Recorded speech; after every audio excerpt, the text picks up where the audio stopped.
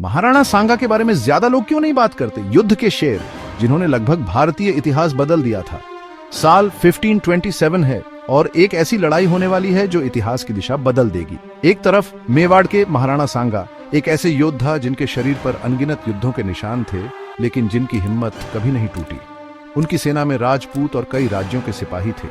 दूसरी तरफ मुगल बादशाह बाबर, पानीपत की जीत के बाद ताजा दम, लेकिन ये उसके लिए कोई मामूली लड़ाई नहीं थी। उसके सामने थे अदम्य महाराणा सांगा।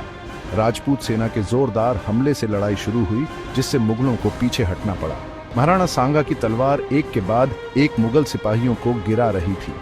जीत बस हाथ में लग रही थी, लेकिन तभी गद्दारी हुई।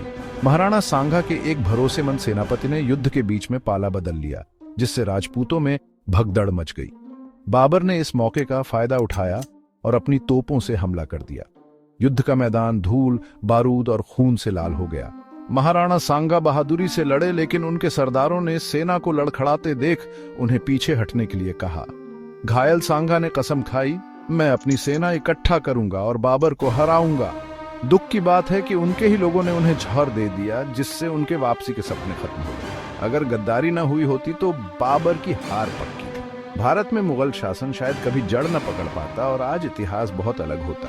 महाराणा सांगा का बलिदान हमें सिखाता है कि असली ताकत सिर्फ हथियारों में नहीं, बल्कि एकता में होती है। ये कहानी कैसी लगी? वीर महाराणा सांगा अमर रहे।